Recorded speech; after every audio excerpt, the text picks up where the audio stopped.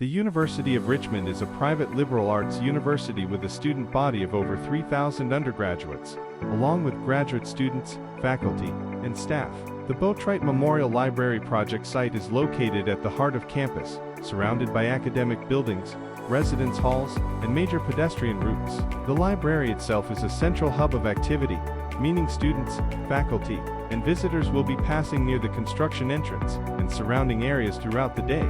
The nearby campus community is supportive of the university's development, but is also highly attentive and expects respectful, low-impact operations. The Botryte Library project will be under constant observation from students, faculty, staff, and nearby residents. Any unprofessional behavior or disruptions caused by construction personnel, even minor, will quickly become a point of concern and be addressed by the university. With the above in mind, the following rules must be obeyed.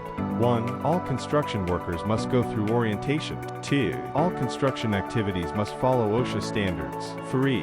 All construction workers must wear Bml P4 sticker on their hard hats in plain view. Stickers will be provided to those who have completed the orientation program. No one without a sticker will be permitted on site. 4. Hard hats are required at all times while working on this project. 5. Taylor and Parish policy is to wear eye and ear protection when work activities require their use. Individuals must adhere to their company's policy if protection requirement is more stringent. 6. No yelling, screaming, loud noise, or foul language is permitted on site or in and around the school property. Failure to adhere to this policy will result in immediate action, up to and including permanent removal from the job site. 7. Harassment and disrespect of the school's employees, teachers, students will not be tolerated. Failure to adhere to this policy will result in immediate action, up to and including permanent removal from the job site. 8. Workers are to dress neatly and appropriately for their work. High visibility vests or approved safety shirts shall be worn on this project at all times. Minimum dress requirements include substantial work clothing. Shirts must have a minimum of 4-inch sleeves. No tank tops, cut-off, sleeveless shirts or shorts will be permitted. No low-rider pants or shirts with offensive language or images will be permitted on site. Violation of this policy will give cause for dismissal from this project. 9. Work boots with stiff leather uppers of at least 6 inches in height are required. Soft-sided shoes, sandals, or tennis shoes are not permitted. 10. No smoking or vaping is permitted within 50 feet of any building on campus. 11. No eating or drinking in the building is permitted once final finishes start. 12. No weapons of any kind are permitted on job site. This shall include, but not limited to rifles, shotguns, handguns, bows, or sheath knives. 13. All work must be scheduled in advance with T&P's project superintendent. After hours and weekend work will likely be required, and a minimum of 48-hour notice is required for after-hour and weekend work. 14. At a minimum, the subcontractor is required to work during the standard working time established by the general contractor. The standard working hours shall be 7 a.m. to 3:30 p.m. daily, 5 days per week during Monday through Friday. The GC, at its sole discretion, reserves the right to modify the standard working time. 15. No fraternization with students, faculty, or staff is permitted. Workers violating this policy shall be dismissed from the project and site. 16. Hazard surveillance. Every BOTUS responsibility. Report potential hazards immediately to your supervisor and T&P. 17. Construction barriers. Temporary separation partitions, guardrails, caulked wooden curbs will be utilized throughout this project and shall not be moved or tampered without prior T&P authorization. 18.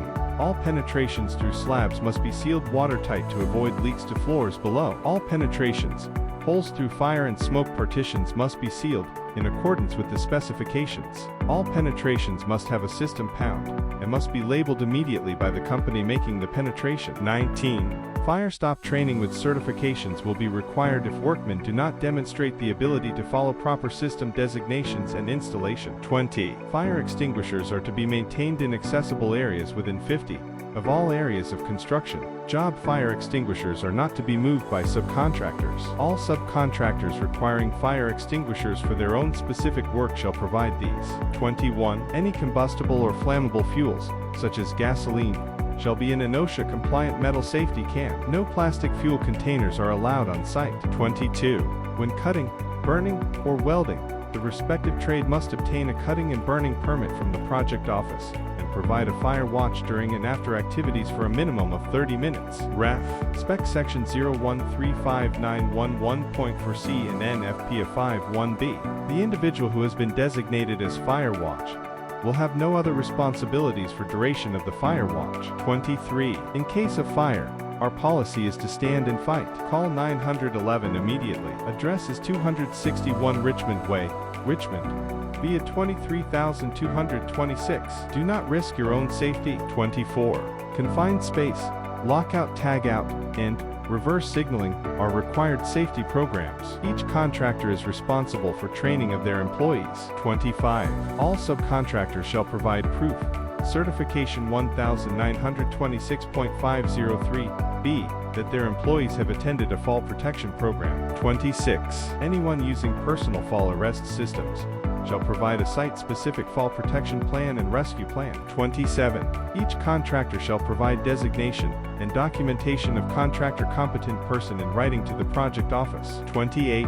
Anyone utilizing scaffold must provide proof that they have been trained in a scaffold awareness program. When erecting, relocating, or removing scaffold, the competent person must be directly involved. 29. All subcontractors shall provide a site-specific MSDS list to the T&P office. 30. Limited on-site parking is available. Subcontractors will be responsible getting their employees on site. 31. Job site emergency evacuation plan to designated areas must be reviewed and understood. Please do not leave the site. Report to designated areas for verification of personnel. 32. Housekeeping.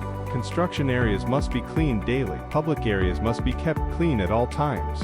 All trades are required to clean their own debris. Additionally, composite cleanup crews, including one person for each 5 people a trade has on site, will thoroughly clean the project areas once per week. All trades are required to participate in the composite cleanup crew. 33. All subcontractors shall provide an approved first aid kit for their employees. A first aid station will also be available in the job trailers for more serious injuries. 34. All accidents must be reported to the general contractor immediately. 35. Read and understand the Taylor and Parrish Minimum Safety and Project Requirements document. This contains some information not included in the orientation document. Thank you for taking the time to complete this orientation. The Botryte Memorial Library Project is a high visibility site in the heart of the University of Richmond campus, and our team's professionalism, safety, and respect for the surrounding community will reflect directly on the success of this project. Please remember that compliance with all job site rules and expectations is not optional. It's essential. If you have any questions or concerns, speak with your supervisor or the Taylor and Parrish Project Superintendent.